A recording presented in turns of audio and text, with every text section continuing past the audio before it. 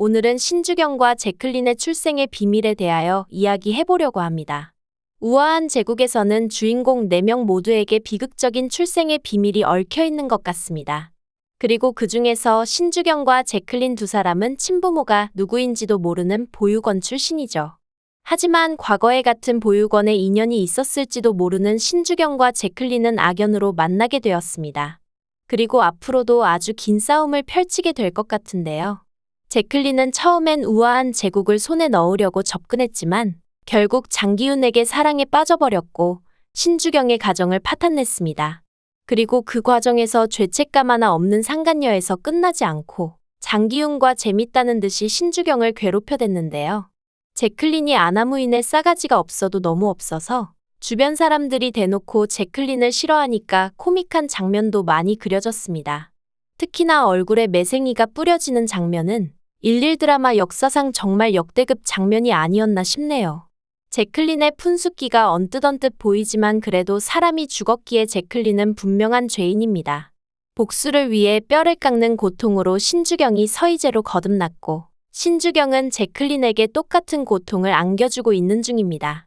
제클린이 장기훈에게 속절없이 사랑에 빠져버렸으니 장기훈의 마음이 서희제에게로 가버린 것 자체가 제클린에게는 고통이겠죠. 신주경의 첫 번째 복수는 제클린에게 장기훈을 다시 빼앗아 오는 것 같은데요. 역시나 한 번만 바람나는 사람은 없다고 예전엔 신주경의 뺨을 내리쳤던 장기훈이 이번엔 반대로 제클린을 사정없이 때리는데 쓰레기는 재활용도 안 되네요. 제클린이 1000억을 건넸는데도 이런 취급을 하네요. 제클린이 이혼을 안 하려고 전 재산을 가져다 바쳐도 장기훈은 돈만 빼앗고 제클린을 팽해버릴 텐데 신주경의 목적도 마찬가지입니다. 제클린의 전부라고 할 수 있는 돈을 누가 가져갈까 궁금해지는데요. 그런데 여기서 신주경의 뜻대로 제클린과 장기훈이 한 번에 당할 일은 없을 것 같습니다. 신주경이 장기훈 옆에서 계속 서희제인 척하려면 재벌딸 흉내를 제대로 내야겠죠.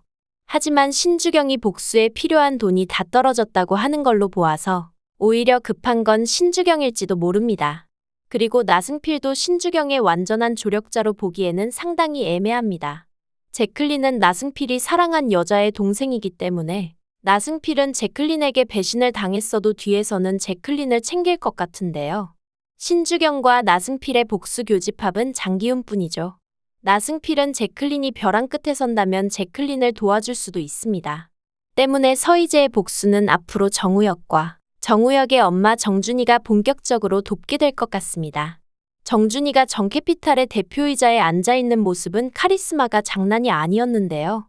앞으로 정말 중요한 조력자 역할을 맡게 될 것 같다는 생각이 드네요.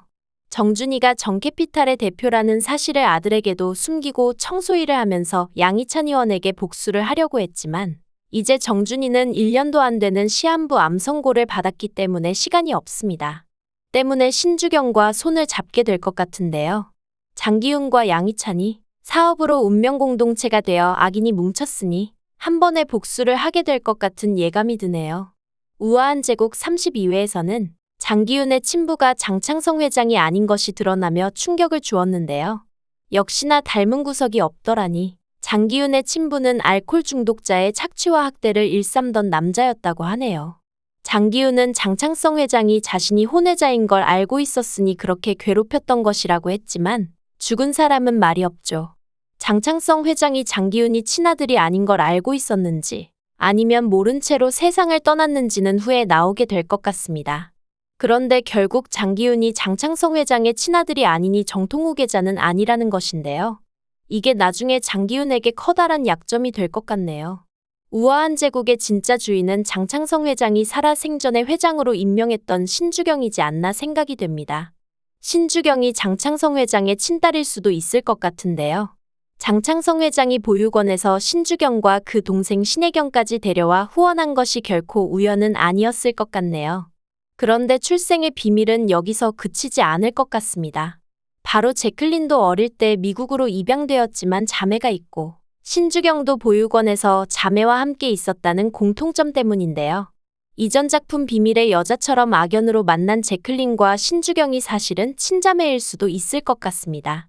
하지만 제클린은 친언니가 죽었다는 나승필의 말에도 눈 하나 깜짝하지 않았던 여자여서 신주경이 사실은 친동생이라고 해도 별다른 정이 없을 수도 있을 것 같은데요. 그렇지만 내면은 외로웠던 제클린의 약점은 가족이기에 제클린을 버린 친엄마가 누구인가 그 정체가 반전이 될 것 같습니다. 지금 공개된 인물 중에서는 딱히 제클린과 신주경의 친모가 없어 보여서 새로운 인물이 등장할 수도 있을 것 같네요. 이제 막 재밌어지는 것 같은데 우아한 제국은 남자 주인공인 장기훈의 교체 소식과 함께 2주나 결방이 예정되어 있습니다. 김진우 배우가 비열하지만 매력적인 장기훈을 정말 잘 소화했는데 결방 후에 이시강 배우로 바뀐 장기훈은 어떨지 기대가 되네요. 다음 이야기를 기다리면서 리뷰 마치겠습니다. 구독과 좋아요를 눌러주시면 제가 영상을 만드는데 큰 힘이 됩니다. 시청해주셔서 감사합니다.